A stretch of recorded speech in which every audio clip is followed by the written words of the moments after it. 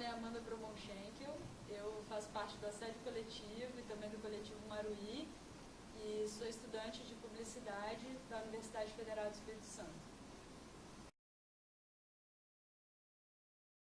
Eu sei que coletivos é uma palavra que está muito na moda hoje em dia, é produção dos coletivos e tal, só que é importante a gente sempre lembrar que essa não é uma estrutura de organização, de grupos culturais muito nova, assim, né?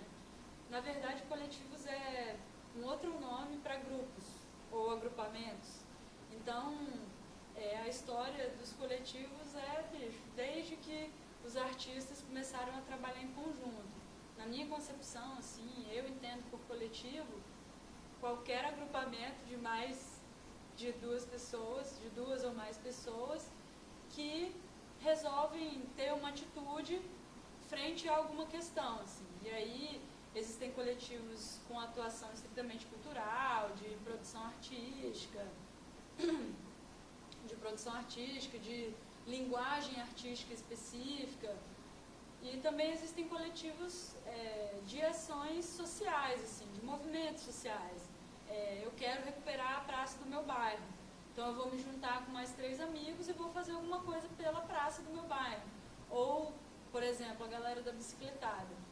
É uma galera que tem uma consciência política do que é andar de bicicleta, do que é poder estar na cidade, e eles se reúnem para tanto desenvolver mesmo essa ação de estar na cidade andando de bicicleta, quanto desenvolver intervenções urbanas na cidade. Então, eu acho que a principal característica dos coletivos é a diversidade, né?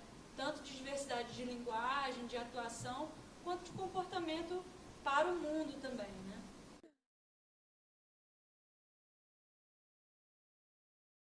O coletivo, ele surgiu em 2012, em janeiro de 2012. Eu e mais algumas pessoas que participávamos do Fora do Eixo Espírito Santo, né?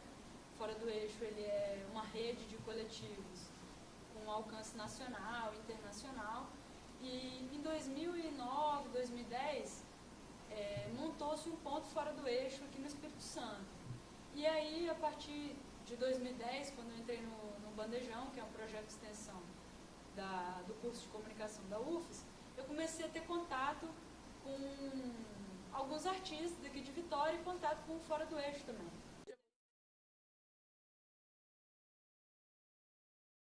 Eu, Daniel Morello, o Adriano Monteiro, a gente resolveu fazer o Festival Tarde no Bairro República.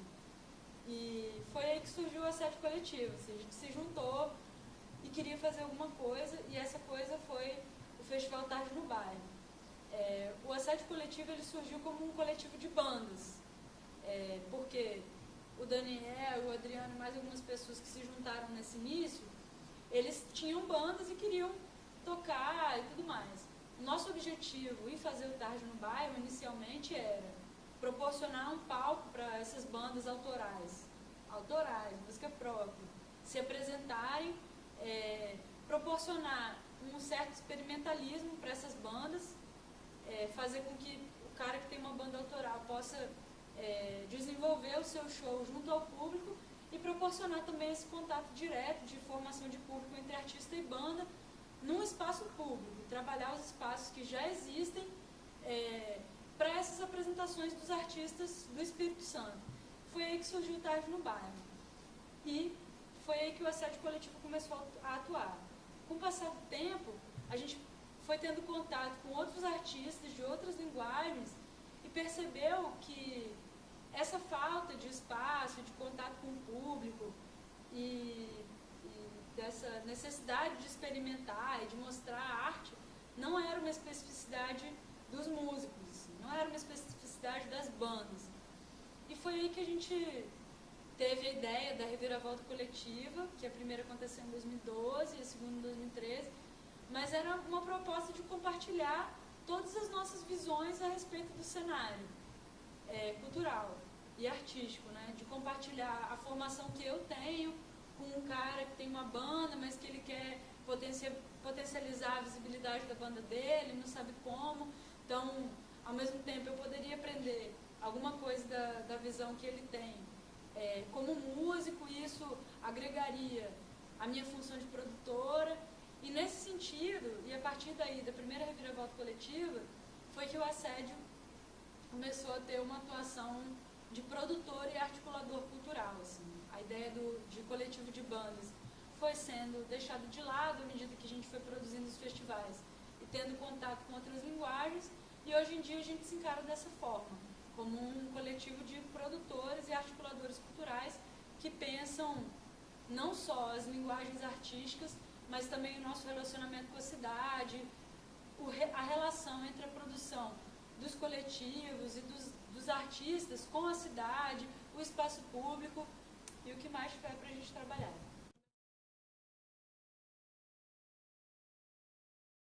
Hoje, o assédio, depois de 2 anos de trabalho, a gente conseguiu conquistar uma sedezinha, né?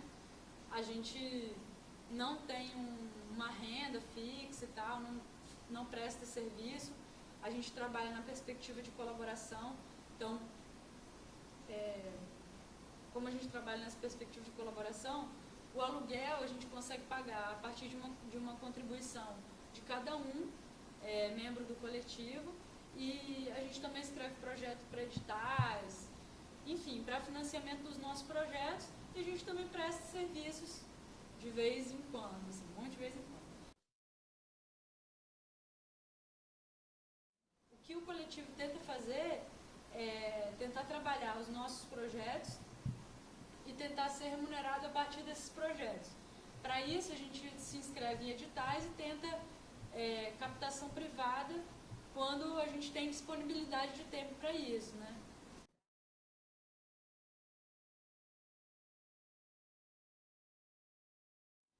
Mas hoje o assédio não possui uma renda fixa, nem sei se existe algum coletivo de Vitória que possa dizer, não, o nosso coletivo recebe uma renda, nós somos patrocinados por tal e tal.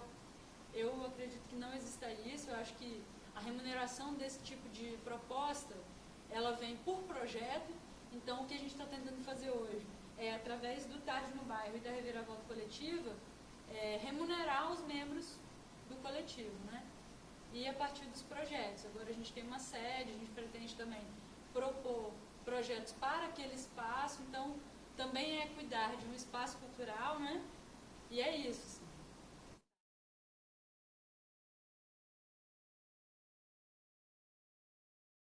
Bom, inicialmente a proposta do assédio era ocupar espaços públicos.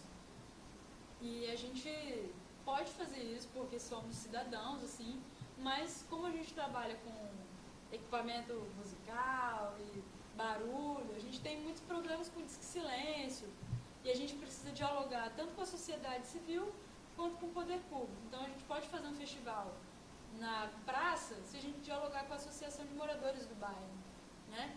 Mas em relação à Secretaria de Cultura, com o passar do tempo, em 2012, a gente percebeu que o nosso trabalho realmente poderia fazer diferença para os artistas da cidade e para produtores como nós nos entendemos, né, que somos. E a gente começou esse diálogo com a Secretaria, e o que eu posso dizer é que esse movimento de coletivos iniciou um diálogo com o poder público, ou o poder público iniciou o diálogo com os coletivos há muito pouco tempo. Assim. E existe uma dificuldade em entender essa diversidade, assim, que eu já disse, tanto essa diversidade de querer dialogar ou não, quanto uma diversidade de linguagens artísticas. E aí, nesse sentido, a gente não tem, de fato, uma parceria estabelecida com a Secretaria Municipal de Cultura de Vitória, nem com a Secretaria Estadual de Cultura do Estado. Mais uma vez, as possibilidades que são dadas dessas secretarias para os movimentos independentes são: participe dos editais ou faça um convênio se você já tiver o seu CNPJ ou se você já for uma pessoa jurídica registrada, né?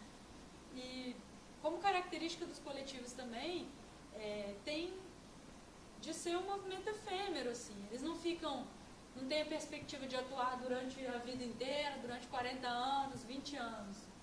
Então, eles são movimentos pontuais, mas que contribuem para a cidade. Então, a meu ver, o poder público tem que se preparar para esse tipo de produção. Assim. E existe um indicativo, se você for na secretaria tentar dialogar a respeito do seu projeto, eles têm como poder público, você tem o direito de ser ouvido, você tem o direito de dialogar com as pessoas que estão lá nessa secretaria e entender qual é o tipo de apoio que eles têm para o seu projeto. Se eles entendem que o seu projeto é interessante para a cidade. E aí, nesse sentido, nós como produtores, se a gente quiser dialogar com o poder público, a gente tem que entender que a nossa contrapartida dos nossos projetos artísticos e tal, elas têm que ter uma contrapartida para a sociedade. Então a gente já tem que ir preparado para esse diálogo com a contrapartida que nos cabe, assim, né? É óbvio que eles também têm que ser sensíveis para entender as linguagens artísticas e esses movimentos coletivos. Eu acho que nós temos o dever de dialogar com essas secretarias e essas secretarias têm o dever de nos ouvir enquanto sociedade civil organizada ou desorganizada. Assim. Tudo é construído no diálogo e nós estamos aqui para dialogar também. E acredito que tenha que existir essa abertura, especificamente no assédio coletivo. A gente não tem uma parceria, a gente não tem um CNPJ ainda, é uma busca que a gente está fazendo de nos registrar, porque nos interessa trabalhar com gestão de projetos culturais e desenvolver intervenções na cidade, assim, e dialogar tanto com os artistas quanto com a sociedade. Será que você falar assim para mim? Deu um negocinho certo. Deu esse plano aí, doido.